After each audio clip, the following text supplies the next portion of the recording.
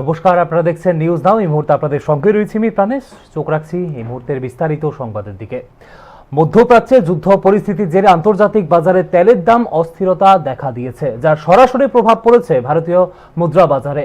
ডলারের বিপরীতে রুপির রেকর্ড পতন ঘিরে বাড়ছে অর্থনৈতিক উদ্বেগ। বিশেষজ্ঞদের মতে ভূ রাজনৈতিক উত্তেজনা অব্যাহত থাকলে মুদ্রা বাজারে অস্থিরতা আরও বাড়তে পারে, যার প্রভাব পড়বে সাধারণ মানুষের দৈনন্দিন জীবনেও।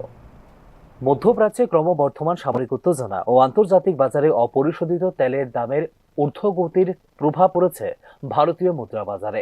বুধবার অর্থাৎ ৪ মার্চ মার্কিন ডলারের বিপরীতে ভারতীয় রুপির দাম নেমে আসে রেকর্ড সর্বনিম্ন ৯২.০৫ টাকায়। এর আগে জানুয়ারিতে ৯১.৯৮ টাকায় পৌঁছেছিল রুপির দর। চলতি বছরে রুপির মান ইতিমধ্যেই ২% বেশি কমে যাওয়ায় উদীয়মান অর্থনীতির মুদ্রাগুলির মধ্যে অন্যতম দুর্বল পারফর্মার হিসেবে চিহ্নিত হচ্ছে ভারতীয় মুদ্রা। বিশ্লেষকদের মতে এই পতনের পেছনে মূল চালিকা শক্তি হল ইসরায়েল ও ইরানের মধ্যে সংঘাত। যুদ্ধ পরিস্থিতির জেরে আন্তর্জাতিক বাজারে অপরিশোধিত তেলের দাম ব্যারেল প্রতি প্রায় $৮৫ কাছাকাছি পৌঁছেছে। তেলের চাহিদার ৮০%-এরও বেশি আমদানি করে থাকে ভারত। ফলে তেল আমদানির বিল মেটাতে ডলারের চাহিদা বেড়েছে, যা রুপির উপর সৃষ্টি করেছে অতিরিক্ত চাপ। একই সঙ্গে বিশ্ববাজারে সেফ হ্যাভেন বা নিরাপদ আশ্রয়ের খোঁজে বিনিয়োগকারীরা ঝুঁকিপূর্ণ সম্পদ, বিশেষ করে শেয়ার বাজার থেকে অর্থ তুলে নিয়ে বিনিয়োগ করছে মার্কিন ডলারে। ডলার শক্তিশালী হওয়ার সঙ্গে সঙ্গে উদীয়মান দেশের মুদ্রাগুলি দুর্বল হয়ে পড়ছে, যার সরাসরি প্রতিফলন দেখা যাচ্ছে রুপির বিনিময় হারে। তেলের মূল্যবৃদ্ধি ঘরোয়া অর্থনীতিতেও প্রভাব ফেলতে পারে বলে আশঙ্কা করছে অর্থনৈতিক বিশ্লেষক মহল। পরিবহন ব্যয় বৃদ্ধি পেলে নিত্য প্রয়োজনীয় পণ্যের দাম বাড়ার সম্ভাবনা তৈরি হয়, যা বাড়িয়ে তুলতে পারে মুদ্রাস্ফীতির চাপকে। এই পরিস্থিতিতে ভারতীয় বাজারে বিনিয়োগে আরও সতর্ক হয়ে উঠছেন বিদেশি বিনিয়োগকারীরা। যুক্তরাষ্ট্র ভারত বাণিজ্য চুক্তির পর রুপির মান কিছুটা ঘুরে দাঁড়ানোর ইঙ্গিত দিয়েছিল গত মাসে। বিদেশি বিনিয়োগের প্রভাব বাড়ায় বাজারে তৈরি হয়েছিল ইতিবাচক মনোভাব। কিন্তু মধ্যপ্রাচ্যে যুদ্ধ পরিস্থিতি তীব্র হওয়ার সঙ্গে সঙ্গে অল্প সময়ের মধ্যে মিলিয়ে যায় সেই স্বস্তি। ডলারের তুলনায় রুপির দুর্বলতার প্রভাব স্পষ্ট হতে পারে সাধারণ মানুষের উপরও। বিদেশে পড়াশোনা বা ভ্রমণের খরচ বাড়বে, কারণ ডলার কিনতে ব্যয় করতে হবে বেশি অর্থ। পাশাপাশি দামি হয়ে উঠতে পারে আমদানি নির্ভর পণ্য, যেমন মোবাইল ফোন, ল্যাপটপ ও বিভিন্ন ইলেকট্রনিক্স যন্ত্রাংশ। আন্তর্জাতিক বাজারে তেলের দাম উচ্চ অবস্থানে থাকলে দেশে পেট্রোল ডিজেলের দাম বৃদ্ধির সম্ভাবনা উড়িয়ে দিচ্ছেন অর্থনৈতিক বিশ্লেষকরা। এই পরিস্থিতিতে বাজারের অস্থিরতা সামাল দিতে প্রয়োজনে বৈদেশিক মুদ্রাবাজারে হস্তক্ষেপ করতে পারে ভারতীয় রিজার্ভ ব্যাংক বলে বিশেষজ্ঞদের অভিমত।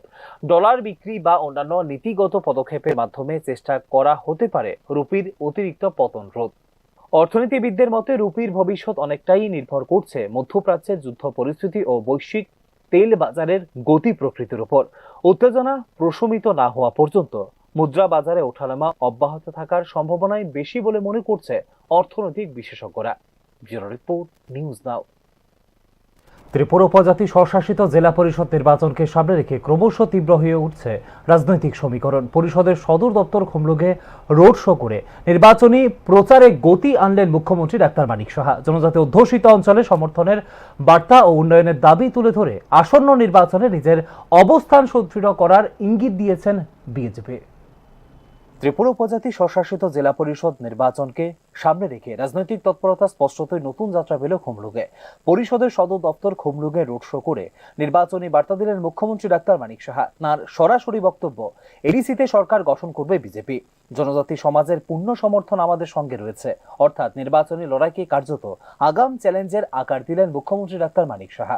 আগামী দিন এডিসির বর্তমান যে অবস্থা, সেই অবস্থা থেকে যদি আমাদের পরিবর্তন হতে হয়, তাহলে ভারতীয় জনতা পার্টিকে পূর্ণ সমর্থন যদি করা হয়, এবং আমি নিশ্চিত যেভাবে মানুষের জনজাতিরা, বিশেষ করে এখানে সব সম্প্রদায়ের এখানে বাস, কিন্তু জনজাতিরা যেভাবে ভারতীয় জনতা পার্টিকে এখন বুঝতে পারছে। এতদিন ধরে কুম্ভরাষ্ট্র আমরা দেখেছি, কিন্তু আসলে কাজটা কিন্তু করছে ভারতীয় জনতা পার্টি। এবং সমস্ত ভারতবর্ষে আজকে ভারতীয় জনতা পার্টি মাননীয় প্রধানমন্ত্রীজিকে যেভাবে মানুষকে সমর্থন জানাচ্ছেন, সেভাবে ত্রিপুরাতেও আগামী যে ইলেকশন হতে যাচ্ছে, আমাদের এডিসি ইলেকশন, শুধু এডিসি ইলেকশন না, বিসি ইলেকশনও আমরা বিরাট জয় নিয়ে আমরা আসছি, এবং এডিসি অবশ্যই আমরা এডিসিতে আমরা সরকার। টিটিএডিসি ত্রিপুরা উপজাতি অধ্যুষিত অঞ্চলের প্রশাসনিক ও উন্নয়নমূলক কাঠামোর কেন্দ্রবিন্দু। এডিসি রাজনৈতিক নিয়ন্ত্রণ রাজ্যের বৃহত্তর ক্ষমতা সমীকরণেও গুরুত্বপূর্ণ প্রভাব ফেলে। ফলে খুমলুঙে মুখ্যমন্ত্রী রোড শো কেবল প্রচার পর্বের অংশ নয়, বরং জনজাতি ভোট ব্যাংকে আস্থা প্রদর্শনের এক কৌশলগত পদক্ষেপ বলে মনে করছে রাজনৈতিক বিশ্লেষকরা। গত কয়েক বছরও জনজাতি এলাকায় সড়ক, স্বাস্থ্য, শিক্ষা ও সংযোগ অবকাঠামো উন্নয়নের দাবি তুলে ধরেছে শাসক দল। সেই উন্নয়নমূলক কর্মকাণ্ডে ধারাবাহিকতা বজায় রাখার প্রতিশ্রুতিও শোনা যায় রোড শোতে। বিজেপির লক্ষ্য উন্নয়ন ও স্থিতিশীলতার বার্তা দিয়ে জনজাতি সমাজের মধ্যে নিজেদের গ্রহণযোগ্যতা আরো মজবুত করা। এডিসি নির্বাচন ঐতিহাসিকভাবে জনজাতি পরিচয়, স্বশাসন এবং সাংবিধানিক অধিকারের প্রশ্নকে কেন্দ্র করে আবর্তিত হচ্ছে শুরু থেকে। এই ক্ষেত্রে বরাবরই স্থানীয় স্বায়ত্ত শাসন ও অধিক ক্ষমতায়নের দাবিকে সামনে রেখে প্রচার চালিয়েছে আঞ্চলিক দল এবং বিরোধী রাজনৈতিক দলগুলি। সেই প্রেক্ষাপটে মুখ্যমন্ত্রীর পূর্ণ সমর্থন দাবিটি রাজনৈতিক আত্মবিশ্বাসের প্রকাশ হলেও বাস্তব সমর্থনের পরিমাপ নির্ভর করবে ভোট ব্যাংকের উপরে। তবে খুমলুঙের রোড শোতে উল্লেখযোগ্য জনসমাগমে প্রতিষ্ঠিত করে মুখ্যমন্ত্রীর এই দাবিকে। এদিন ভারতীয় জনতা পার্টি দলীয় পতাকা, মোটরবাইক, শোভাযাত্রা এবং স্লোগান মুখর পরিবেশ আরও স্পষ্ট করেছে নির্বাচনের উত্তাপকে। রাজনৈতিক পর্যবেক্ষকদের মতে এমন শক্তি প্রদর্শন কর্মী সমর্থকদের মনোবল বাড়ানোর পাশাপাশি এক মনস্তাত্ত্বিক বার্তাও বহন করে বিরোধী শিবিরের কাছে। এডিসি ইলেকশন সামনে রেখে আজকে কুমলুঙে, মানে কুমলুং তো আপনারা জানেন সাজানো বাগান বাংলাতে যাকে বলে, এই সাজানো বাগানে, এবং এটা মেইন হেডকোয়ার্টার আজকে এডিসির। তো সেখানে এত বড় একটা আমাদের র্যালি হলো, এবং এই র্যালির নাম দেওয়া হয়েছে এম্পাওয়ারিং জনজাতি আর এম্পাওয়ারিং ত্রিপুরা। তো এইরকম একটা র্যালির নাম সাথে আপনারা বুঝতে পারছেন যে ভারতীয় জনতা পার্টি, মোদিজি যেভাবে বলছেন যে সবকা সাথ সবকা বিকাশ আর সবকা প্রয়াস আর বিকাশ, ইয়ে সবাই হওয়ার দরকার। এবং আমরা দেখেছি মাননীয় প্রধানমন্ত্রীজি যখন প্রধানমন্ত্রী হন, তারপর থেকে আমরা দেখলাম যে জনজাতিদের উন্নয়নের জন্য উনি যেভাবে কাজ করছেন, এবং আগামী দিন জনজাতিদের যদি সত্যিকারের উন্নয়ন করতে হয়, ভারতীয় জনতা পার্টি ছাড়া কেউ করতে পারবে না, এতটুকু আমি বলতে পারি। এবং মনে প্রাণে আমরা সেই কাজটা করছি, আমাদের সরকারও সেইভাবে কাজ। ত্রিপুরায় জনজাতির রাজনীতি দীর্ঘদিন ধরেই সংবেদনশীল এবং তাৎপর্যপূর্ণ। এডিসি নির্বাচন তাই কেবল একটি স্থানীয় প্রশাসনিক কাঠামোর ভোট নয়, বরং বৃহত্তর রাজনৈতিক প্রভাবের লড়াই। খুমলুঙে মুখ্যমন্ত্রী রোড শো আত্মবিশ্বাসী অবস্থান স্পষ্ট করেছে শাসক দল বিজেপির। তবে জনজাতি সমাজের প্রকৃত মনোভাব এবং উন্নয়নের দাবির বাস্তব মূল্যায়ন শেষ পর্যন্ত নির্ধারিত হবে নির্বাচনের ফলাফলের মাধ্যমে। ব্যুরো রিপোর্ট, নিউজ নাও।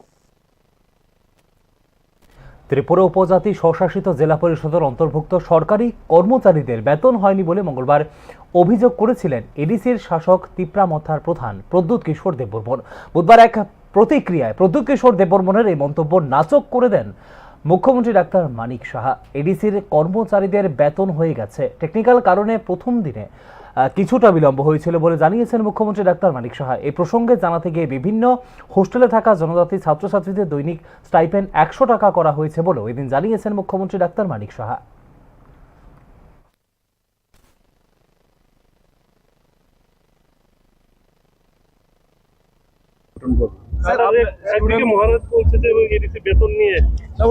এটা তো টেকনিক্যাল প্রবলেম তো দিয়ে দেওয়া হয়েছে, এর মধ্যে কোনো সমস্যা নাই।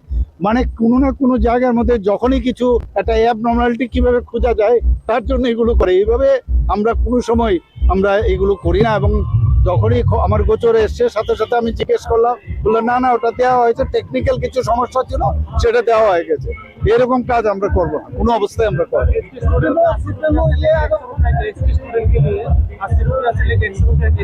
आप जानते हो ऑलरेडी हम लोग जो हॉस्टल से गवर्नमेंट का हो, ये डीसी में हो या जो प्राइवेट में हो, तो सभी जगह में हम लोग अभी 80 रुपये से 100 रुपये बनाया। और हम लोगों का जो गवर्नमेंट का बजट से 32 करोड़ का ऊपर खर्च उसमें अलग जाएगा। तो हम लोग सब जानते हैं वहाँ पर जो हमारा आने वाले दिन और बच्चे लोगों को, खास करके जनजाति बच्चे लोगों का फ्यूचर है हमारा त्रिपुरा के लिए, और इनके लिए हमको और भी बहुत सारे कुछ करना चाहिए। जो चीज़ अभी एडीसी में नहीं हो रहा है, स्कूल बुक हो और कॉलेज बोलो जो भी है, हम लोग एडीसी को, अब देखोगे आने वाले दिन एडीसी कैसे डेवलपमेंट किसको कहते हैं, अब देखो।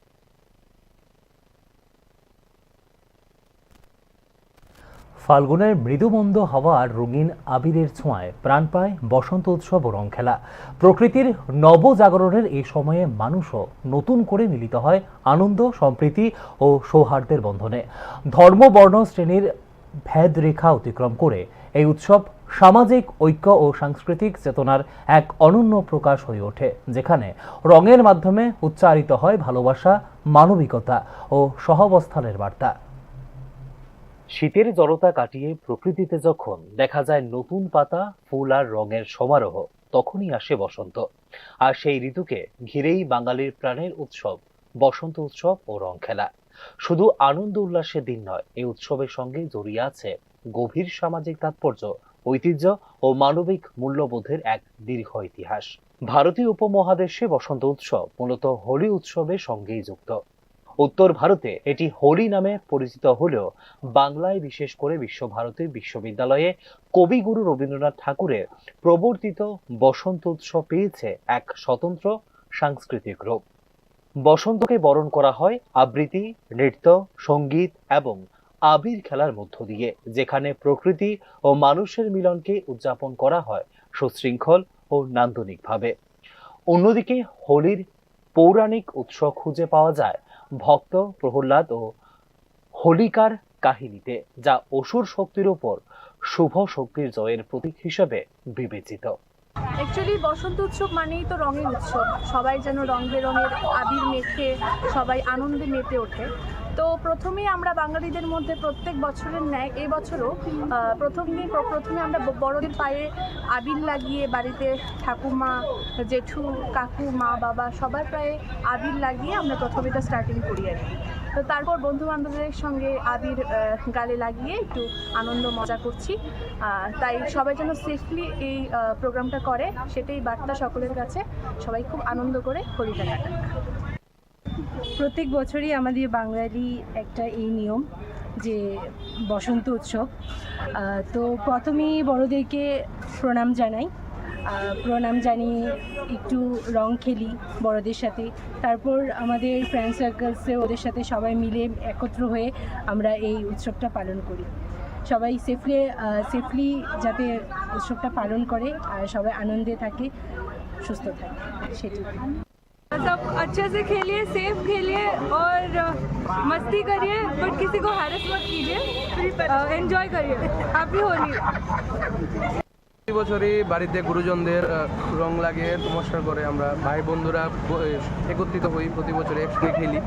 তো এবারও সেম বললাম, আমরা বাড়িতে গুরুজনদের আবির দিয়ে প্রণাম করে আমরা ভাই বোনরা, বন্ধুরা সবাই মিলে আমরা হোলির জন্য আসলাম এখানে। প্রত্যেকবারই খেলা হয়? প্রত্যেকবারই আমরা খেলি। আর এটাই চাইবো যে এইবারে হোলিটা যাতে কারোর নিরাশ না হয়, সবাই যাতে ভালোভাবে এবং সেফলি ড্রাইভ করে হোলি খেলি। বসন্ত উৎসব ও রং খেলার অন্যতম সামাজিক দিক হল সাম্প্রদায়িক সম্প্রীতি ও ভেদাভেদহীন মেলবন্ধন। ধর্ম, বর্ণ, শ্রেণী কিংবা অর্থনৈতিক বিভাজন অনেকাংশে মুছে যায় এই দিনে। মানুষ একে অপরকে রং লাগিয়ে শুভেচ্ছা জানায়, যা অহং, দেশ ও দূরত্বকে রাঙিয়ে মুছে ফেলার বার্তা বহন করে প্রতীকীভাবে। গ্রাম থেকে শহর সবখানে পারস্পরিক সম্পর্ককে আরো দৃঢ় করে এই উৎসব। প্রতিবেশী, বন্ধু, সহকর্মী, এমনকি বহু ক্ষেত্রে বিভিন্ন সম্প্রদায়ের মানুষ একসঙ্গে অংশগ্রহণ করেন, যা জোরদার করে সামাজিক ঐক্যের বার্তা। বসন্ত উৎসব নতুন প্রজন্মকে ঐতিহ্যের সঙ্গে যুক্ত করার এক গুরুত্বপূর্ণ মাধ্যম। স্কুল, কলেজ ও সাংস্কৃতিক প্রতিষ্ঠানগুলোতে বসন্ত বরণ অনুষ্ঠান আয়োজনের মাধ্যমে শিশু কিশোরদের মধ্যে বাড়ে বাংলা সংস্কৃতি, সঙ্গীত ও নৃত্যের চর্চা। এর ফলে কেবল বিনোদন নয়, হয় সাংস্কৃতিক শিক্ষার প্রসারও। তো প্রত্যেক বছর ছোটবেলা থেকেই বাড়ির যত গুরুজনদের আছে তাদের পায়ে আগে আবির দিই, তারপর ঠাকুরকে আবির দিই, তারপর আমরা সব বন্ধু বান্ধবরা আছে সবাই আমরা একসঙ্গে আসি, এসে আমরা আমাদের হোলিটা সেলিব্রেট করি। তো আমার তরফ থেকে একটাই মেসেজ হবে সবার জন্য যে সবাই হোলি খেলুন, সবাই আনন্দ করুন, কিন্তু নিজেদের আনন্দ যাতে অন্যদের কোনো নিরানন্দ না হয়ে থাকে। কেননা আমাদের আশেপাশে এরকম অনেক অসুস্থ রোগীরা আছে যাদের রেস্টের প্রয়োজন। এছাড়া আমাদের আশেপাশে অনেক অ্যানিমালসরা আছে যাদের আবিরের থেকে বা রঙের থেকে অনেক রকমের স্কিনের ইনফেকশন হতে পারে। তো আমাদের সেই রকমভাবেই আমাদের হোলিটা উদযাপন করা উচিত, যাতে আমাদের আশেপাশের লোক এবং আশেপাশের প্রাণীরাও যাতে নিরাপদে থাকতে পারে। ধন্যবাদ। আমরা প্রতি বছরই আমাদের ফ্রেন্ডসদের সাথে হোলি সেলিব্রেট করি। আমি নিজে মা বাবা থেকে অনেক দূরে থাকি, তো সব থেকে আমার মিস করা হয় মা বাবাদেরই বেশি। তো মা বাবাদেরকে মনে করে আমরা আমাদের ফ্রেন্ডসদের সাথে অনেক প্রতি বছরই হোলি এনজয় করি, মা বাবাদেরকেও উইশ করি। আর তার সঙ্গে আমরা আরও বেশি ফোকাস থাকি যাতে আমরা আমাদের যে আশেপাশে ভয়েসলেস অ্যানিমেলসরা আছে ওদেরকে যাতে আমরা এইসব রঙগুলো না লাগাই, কারণ এইসবে ওদের প্রচণ্ড পরিমাণে স্কিন ইনফেকশন হয়। তো এইসব মাথায় রেখে আমরা সবাই মিলে একসাথে হোলি খুব ভালোভাবে সেলিব্রেট করি। স্পেশালি একটা এমন ফেস্টিভ্যাল যেটা সবাইকে একসাথে আনে, অ্যান্ড রেসপেক্টফুলি সবার আগে মা বাবাকে আমরা প্রণাম দিয়ে তারপর রং দেওয়ার মাধ্যমে হোলি সেলিব্রেট করা স্টার্ট করি। দেন আমরা ফ্রেন্ডসদের সাথে হোলি সেলিব্রেট করি আলাদা আলাদা জায়গায়, আলাদা আলাদা ইভেন্টসে। অ্যান্ড মেইনলি হোলির মোটো এটাই আমার মনে হয়, এটা মানুষদেরকে একসাথে আনে, মানুষদেরকে হার্ম করা বা কারোকে জোর জবরদস্তি করে রং মাখানো বা পেটসদের গায়ে রং লাগানো এইসব যেন না করা হয়। প্রত্যেকবারই হোলি সেলিব্রেট করা হয়? হ্যাঁ, প্রত্যেকবারই। আজকে আমরা সবাই বাড়িতেও দোল সেলিব্রেট করে এসেছি, বাবা মায়ের পায়ের আবির ছুঁয়ে। দেন এখন আমরা বন্ধুরা সবাই রং খেলতে এসেছি একসাথে। তো আপনাদের যারা ক্যামেরার ওপাশ থেকে আমাকে দেখছেন তাদের কাছে আমার একটাই অনুরোধ যে রাস্তার ধারে কুকুর, বেড়াল, যে পশু রয়েছে ওদের গায়ে আবির ছোটাবেন না, কারণ ওরা তো অবলা প্রাণী, ওদেরকে যন্ত্রণা করবেন না, এইটাই অনুরোধ। প্রথমেই সবাইকে আমার তরফ থেকে হ্যাপি হোলি অ্যান্ড দোল উৎসবের অনেক অনেক শুভেচ্ছা। আমরা সবাই জানি দোলযাত্রা বা হোলি এটা হচ্ছে একটা রঙের উৎসব। বসন্ত এসে গেছে, বসন্তে সবাই রং বেরঙে মেতে উঠেছে, জীবনটাকে রঙিন করে তুলছে। কিন্তু একটা মেসেজ আমি সবাইকে দিতে চাই, আগের দিনে সবাই বড়োদেরকে প্রণাম করে পায়ে আবির দিয়ে তারপরই বন্ধুবান্ধব বা অন্যদের সাথে রং খেলতো, কিন্তু আজকে সেই নিয়মটা উঠেই গেছে প্রায়। তো আমি এটা বলতে চাই যে বন্ধুবান্ধবরা তো থাকবে, ওদের সাথে তো আমরা খেলবই, কিন্তু আগে বড়োদেরকে প্রণাম করে আবির দিয়ে তাদেরকে শ্রদ্ধা জানিয়ে তারপর আমরা আমাদের রঙের উৎসবে মেতে উঠবো। এটাই আমার মেসেজ। আর সবাইকে এগিয়ে বলি অনেক অনেক শুভেচ্ছা, জীবনকে রঙিন করে তুলুক সবাই, এটাই হ্যাপি হোক। প্রত্যেকবারই আমরা সেলিব্রেট করি, আমরা একসাথে বন্ধুরা মিলে প্রথম সকালবেলা আমরা আমাদের যে গুরুজনরা আছে তাদের পায়ে রং লাগাই, যেটা আমরা শিখে এসেছি আমাদের আগের জেনারেশন থেকে, আমাদের বাবা দাদু তাদেরকে রং লাগাই, তারপরে আমরা আমাদের বন্ধুদের সাথে রং খেলি, সেলিব্রেট করি। প্রত্যেকবারই খেলা হয়? হ্যাঁ, একদম প্রত্যেকবার খেলি। এই হোলি উৎসবে কি মেসেজ দিতে চাইবে? সবাই আনন্দ করুন, সবাই কিন্তু আশেপাশের যারা মানুষ আছে, প্রকৃতি আছে, পশু পাখি আছে, যারা কথা বলতে পারে না তাদের খেয়াল রাখবেন, তাদেরকে রং লাগাবেন না, যাতে আপনার আনন্দ অন্যের নিরানন্দের কারণ না হয় সেটা খেয়াল রাখবেন। কারণ যারা কথা বলতে পারে না, বিশেষত পশু পাখিরা, আমরা অনেকেই উল্টা করি, পশু পাখিদের গায়ে আমরা রং দিয়ে দিই, তো তাদের থেকে স্কিনের ইনফেকশন বাগেরা এসব হতে পারে। এবং যাদের রং থেকে কোনো রকমের প্রবলেম হয় তাদেরকে রং দেবেন না, কিন্তু তাছাড়া আমরা সবাই মিলে সবাইকে সম্মান দিয়ে সুন্দরভাবে আমরা যাতে আনন্দ হই, এটাই। তবে সময়ের সঙ্গে সঙ্গে কিছু নেতিবাচক প্রবণতাও সামনে এসেছে। রাসায়নিক রং ব্যবহার, জোরপূর্বক রং লাগানো, মদ্যপ অবস্থায় বিশৃঙ্খলা কিংবা নারী হয়রানির মতো অভিযোগ প্রশ্নের মুখে ফেলে উৎসবের ভাবমূর্তিকে। ফলে এই ক্ষেত্রে ক্রমশ বেড়েছে সামাজিক দায়বদ্ধতা ও সচেতন অংশগ্রহণের গুরুত্ব। সার্বিকভাবে বলতে গেলে বসন্ত উৎসব ও রং খেলা কেবল ঋতু বদলের আনন্দ নয়, মানুষের মধ্যে সৌহার্দ্য, সম্প্রীতি ও মানবিকতার বার্তা বহন করে এই উৎসব। সামাজিক বিভাজনের এই সময়ে এমন উৎসব আমাদের মনে করিয়ে দেয়, রঙের মতো বৈচিত্র্যই হলো জীবনের সৌন্দর্য। সঠিক চর্চা ও সচেতন অংশগ্রহণের মাধ্যমে বসন্ত উৎসব সমাজে ঐক্য ও সংস্কৃতির এক উজ্জ্বল প্রতীক হয়ে থাকবে আগামী দিনেও। ব্যুরো রিপোর্ট, নিউজ নাও।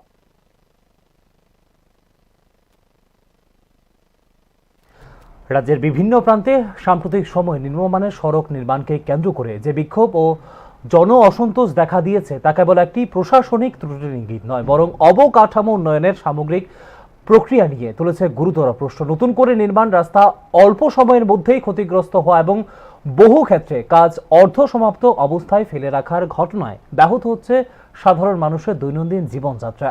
নির্মাণের গুণমান, তদারকির ব্যবস্থা এবং জবাবদিহিতা কাঠামো সবকিছুকেই বিশ্লেষণের কেন্দ্রে নিয়ে এসেছে এই ধরনের পরিস্থিতি।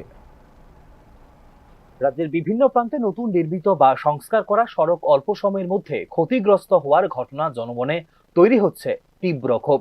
কোথাও পিচ ঢালাইয়ের দুদিনের মাথায় রাস্তার স্তর উঠে যাচ্ছে, কোথাও আবার কাজ অর্ধ সমাপ্ত রেখে সরে দাঁড়াচ্ছে ঠিকাদারি সংস্থা। ফলে যোগাযোগ ব্যবস্থা ব্যাহত হওয়ার পাশাপাশি দুর্ঘটনা ঝুঁকিও পরিবহন ব্যয় বাড়ছে দুটি। প্রকৌশল বিশেষজ্ঞদের মতে সড়কের স্থায়িত্ব নির্ভর করে কেবল বিটুমিনের স্তরের উপর নয়, বরং সাবগ্রেড প্রস্তুতি, সাব বেস ও বেস কোর্সের গুণমান, সঠিক কম্পেকশন এবং কার্যকর ড্রেনেজ ব্যবস্থার উপর। অনেক ক্ষেত্রে দেখা যাচ্ছে নির্ধারিত গ্রেডের বিটুমিন ব্যবহার না করা, প্রয়োজনীয় কম্পেকশন ছাড়া দ্রুত কাজ শেষ করা, বৃষ্টির জল নিষ্কাশনের ব্যবস্থা উপেক্ষা করা, কাজের সময়সূচি মানতে গিয়ে মান নিয়ন্ত্রণে শৈথিল্য। ফলে রাস্তার উপরিভাগ দ্রুত আলগা হয়ে যাচ্ছে এবং তৈরি হচ্ছে গর্ত। আজকে ফিস টান দিলে উঠটা জায়গা আমরার এই রাস্তা দিছে, আমরা ফিস টান দিলে উঠটা জায়গা মানে বালু দিয়া কোনো রকম ভাবে কইরা যেতেছে গা। তো এটা আমরা জিগানে আমরা গ্রামবাসীরা মিলিত হয়ে যখন জিগাইছি অফিস স্টাফের, তো জিগানে তাইনে কইতাছে এটা বলে এসডিওর নির্দেশে এরকম কাজ হইতাছে, এসডিওর নির্দেশে বলে এরকম ভাবে তারা কইছে কাজটা করণের লিগা। তো তারা সবাই আমরা গ্রামবাসী মিললে তাইনের ধরছি, ধরনে কইতাছে তার এসডিওর নাম কি দেবাশিস স্যার, দেবাশিস দাস, পিডব্লিউডি বিশ্রামগঞ্জের। তো তাইনে কইতাছে তাইনের নির্দেশে বলে এরকম কাজ হইতাছে। তো আমরা টান দিলে ফিজ উঠতে জায়গা, এটা কি ধরনের ফিজ করতেছে এটা বুঝতেছি না। আপনি দেখেন ফিজের অবস্থা, দেখেন আমরা ফিজের টান দিলে উঠতে জায়গা। আমরা একটা বাচ্চা, একটা ডেলিভারির রুগীও যদি লইয়া যাইতাম যাই, তাহলে ওইদিকে রাস্তা এত খারাপ আছিল যে ডেলিভারি রুগীও এই একটা পারনের মতো ক্ষমতা ছিল না। তো দীর্ঘ 20-25 বছর পরে আমরা রাস্তা আছে। তো বর্তমানে যদি আমরা রাস্তাটা এরকম অবস্থা করে দিয়া যা, তারা আজকে 6 মাসও যাইতো না আমরা রাস্তা, আবার আগের চেয়ে আরো খারাপ হয়ে যাবো, ভয় হয়ে যাবো। তো আমরা পরিস্থিতিটা কি পর্যায়ে যাইয়া পৌঁছবো আপনি একটু লক্ষ্য করেন এই জিনিসটা। আমরা গ্রামবাসীরা সবাই মিলে আটজোর করে ইয়া করতেছি যাতে আমরা রাস্তাটা অন্তত পক্ষে, আমরা তো আর চাকরি চাই না, বাড়ি চাই না, গাড়ি চাই না, আমরা চাই শুধু রাস্তা, যাতে বর্তমানে আমরা রাস্তাটা সুন্দর করে কইরা দিয়া যায়। টেন্ডার প্রক্রিয়ায় স্বচ্ছতার অভাব এবং কাজের সময় পর্যাপ্ত নজরদারির অভাব বাড়িয়ে তুলছে এই সংকটকে। অনেক ক্ষেত্রে অভিযোগ উঠছে যে লয়ের বিরান নির্মাণের প্রবণতায় আপোষ করা হচ্ছে গুণগত মানের সঙ্গে। এছাড়া কাজ শেষ হওয়ার পর গ্যারেন্টি পিরিয়ডে নিয়মিত পরিদর্শন না হওয়ায় দ্রুত ধরা পড়ছে না ত্রুটি। পরিকাঠামো বিশেষজ্ঞদের মতে ডিফেক্ট লাইবিলিটি পিরিয়ড কার্যকরভাবে প্রয়োগ না হলে নিশ্চিত করা যায় না দায়িত্বপ্রাপ্ত সংস্থা, দপ্তর বা ঠিকাদারের জবাবদিহিতা। তৃতীয় পক্ষের গুণমান নিরীক্ষা অর্থাৎ থার্ড পার্টি অডিট বাধ্যতামূলক না হলে কাঠামোগত আকার নেয় এই সমস্যা।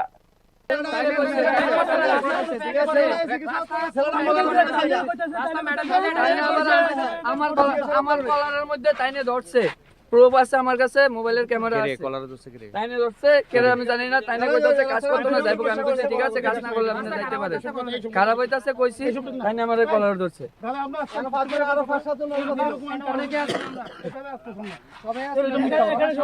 এখন আপনারা গ্রামবাসীরা সবাই কি চাইতেছেন? রাস্তা সুষ্ঠুভাবে হোক, ভালো রাস্তা হোক।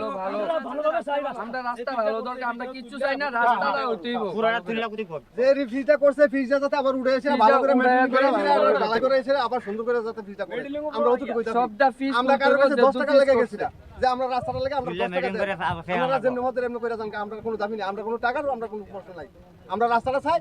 আজ 30 বছর আমরা এই দুর্নীতি বুক করতে না, 30 বছর আমরা দেখেন কার্পেটিং যে করতে এটা কোনো প্রবলেম আছে? কার্পেটিং এটা হাফ ইঞ্চি দিছেন, আমরা হাফ ইঞ্চি জায়গা দিছেন না, কার্পেটিং আমি তখন বাধা দিছেন না, আমার বাধাটা মানছে না তারা, মানে এরপরে কার্পেটিং করে গেছে। আমরা কিন্তু আমরা বইয়া রাস্তা দিনে তারা কই রিকোয়েস্ট করে গেছি, বাধা করে গেছি, কইছে আমরা কাজ শেষ করে লই, কাজ শেষ করলে আপনারা দেখে নেয়া, কই যেদিন কাজ শেষ হবে আমরা এই দিন বিকাল বেলায় দিই সব বলে সব। তাহলে আমরা যদি কই ভালোভাবে আমরা যত কইছি তারা আরো আছে, আমরা বিকাল দেখাইছে না, কাগারে কি দেখাইছে প্রত্যেক দিনে তারা আমরা বাধা মেনে করছি, তারা আমরা কথা শুনছে না।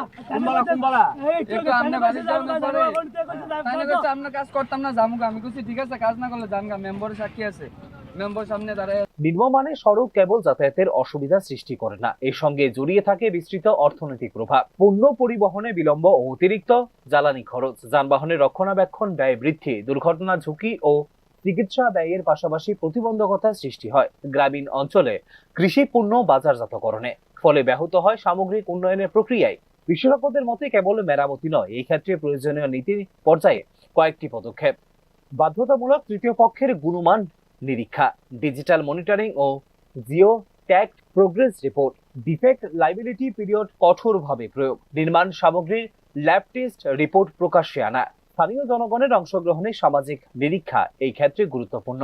সড়ক অবকাঠামো যে কোনো রাজ্যের অর্থনৈতিক প্রবৃদ্ধির মেরুদণ্ড। সেই অবকাঠামো যদি নির্মাণের পরই ভেঙে পড়ে, তবে তা কেবল আর্থিক অপচয় নয়, শাসন ব্যবস্থার দক্ষতা ও জবাবদিহিতার ওপরও তোলে প্রশ্ন। ব্যুরো রিপোর্ট, নিউজ নাও।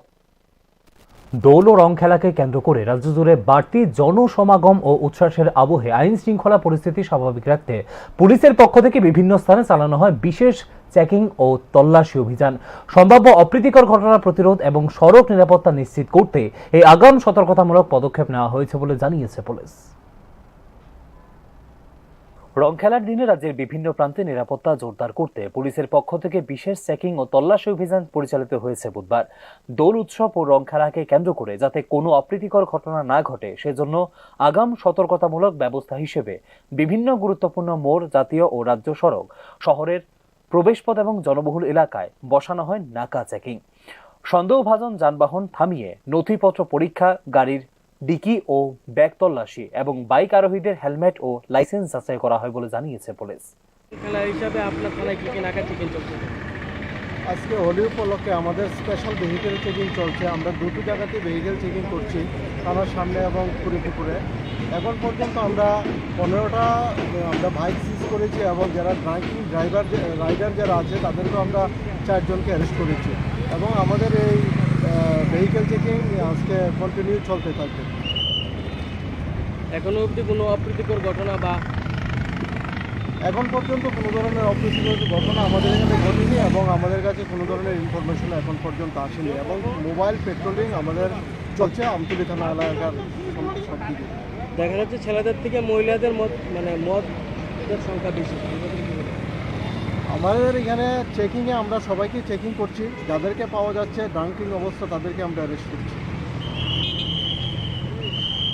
আইন শৃঙ্খলা পরিস্থিতি স্বাভাবিক রাখতে এবং মদ্যপ অবস্থায় গাড়ি চালানো, উচ্ছৃঙ্খল আচরণ এবং অসামাজিক কার্যকলাপ রুখতেই এই বিশেষ অভিযান। পাশাপাশি বিভিন্ন থানা, পুলিশ ও ট্রাফিক বিভাগের যৌথ উদ্যোগে বাড়ানো হয় টহলদারি। শহরাঞ্চলের পাশাপাশি নজরদারি বাড়ানো হয়েছে গ্রামাঞ্চলেও। গুরুত্বপূর্ণ মন্দির, বাজার এলাকা এবং যেখানে রং খেলার বড় আয়োজন ছিল, সেখানে মোতায়েন করা হয় অতিরিক্ত পুলিশ। উৎসব আনন্দঘন পরিবেশে উদযাপন করতে সকলকে আইন মেনে চলার আহ্বান জানানো হয়েছে এবং কোনো রকম বিশৃঙ্খলা বরদাস্ত করা হবে না বলেও জানিয়েছে পুলিশ। ব্যুরো রিপোর্ট, নিউজ নাও। মধ্যপ্রাচ্যে উত্তেজনা ঘিরে আন্তর্জাতিক তেলের বাজারে বাড়ছে অনিশ্চয়তা। তারই প্রভাবের আশঙ্কায় রাজ্যেও পেট্রোল ডিজেল নিয়ে তৈরি হয়েছে অস্বাভাবিক পরিস্থিতি। রাজ্য সরকার সরবরাহ স্বাভাবিক থাকার দাবি করলেও বিভিন্ন পাম্পে লম্বা লাইন, আগাম মজুতের প্রবণতা এবং কালো বাজারের অভিযোগ আরও জটিল করে তুলেছে পরিস্থিতিকে। মধ্যপ্রাচ্যে চলমান সংঘাত উত্তেজনায় আন্তর্জাতিক অপরিশোধিত তেলের বাজারে তৈরি করেছে অস্থিরতা। বিশ্ববাজারে মূল্যের ওঠানামা ও সরবরাহ ব্যাহত হওয়ার সম্ভাবনা ঘিরে উদ্বেগের প্রভাব পড়েছে ভারতের বিভিন্ন প্রান্তে, যার ব্যতিক্রম নয় ত্রিপুরাও। ত্রিপুরা সরকারের পক্ষ থেকে স্পষ্টভাবে জানানো হয়েছে, রাজ্যে পেট্রোল ও ডিজেলের পর্যাপ্ত মজুত রয়েছে এবং সরবরাহ ব্যবস্থায় নেই কোনো সমস্যা। নিয়মিতভাবে তেল ট্যাঙ্কার রাজ্যে প্রবেশ করছে এবং পাম্পগুলিতে তেল সরবরাহ করা হচ্ছে চাহিদা অনুযায়ী। তবে বাস্তব চিত্র দিচ্ছে ভিন্ন বার্তা। আগরতলা সহ জেলার বিভিন্ন পেট্রোল পাম্পগুলিতে কয়েকদিন ধরে লক্ষ্য করা যাচ্ছে লম্বা লাইন। মোটরসাইকেল, ব্যক্তিগত গাড়ি ও বাণিজ্যিক যানবাহনের চালকদের মধ্যে কাজ করছে এক ধরনের আগাম আতঙ্ক। সম্ভাব্য মূল্যবৃদ্ধি কিংবা হঠাৎ সরবরাহ ব্যাহত হওয়ার আশঙ্কায় প্রয়োজনের তুলনায় বেশি জ্বালানি সংগ্রহ করছে অনেকেই।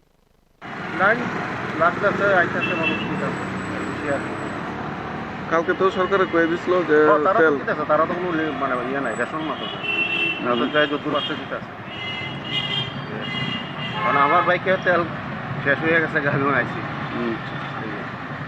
অর্থনৈতিক বিশ্লেষকদের মতে এই পরিস্থিতি মূলত প্যানিক বাইং এর ক্লাসিক উদাহরণ। যখন বাজারে গুজব বা অনিশ্চয়তা ছড়ায় তখন প্রকৃত সংকট না থাকলেও চাহিদা বেড়ে যায় কৃত্রিমভাবে। ফলস্বরূপ স্বাভাবিক সরবরাহ ব্যবস্থাও পরে চাপের মুখে। মধ্যপ্রাচ্যের পরিস্থিতি দীর্ঘস্থায়ী হলে আন্তর্জাতিক বাজারে মূল্যবৃদ্ধি অনিবার্য হতে পারে। এই ধারণা থেকেই বাড়ছে আগাম মজুতের প্রবণতা। এই অস্থিরতার আবহে পেট্রোল, ডিজেল মজুতদারি ও কালোবাজারের অভিযোগ উঠেছে কিছু অসাধু ব্যবসায়ীদের বিরুদ্ধে। নির্দিষ্ট পরিমাণের বেশি তেল সরবরাহ না করে বা গোপনে অতিরিক্ত দামে বিক্রি করে আরো জটিল করে তোলা হচ্ছে পরিস্থিতিকে। এত লাইন কে আমার তো অ্যাকচুয়ালি নাই, এই জন্য আইসি। আমার একটু তেল শেষ হয়ে গেছে। মধ্যপ্রাচ্যে যে যুদ্ধ, সেই ভয় থেকে অনেকে নেয়, কিন্তু আমি আমার অ্যাকচুয়ালি যে দরকারের জন্য আছি।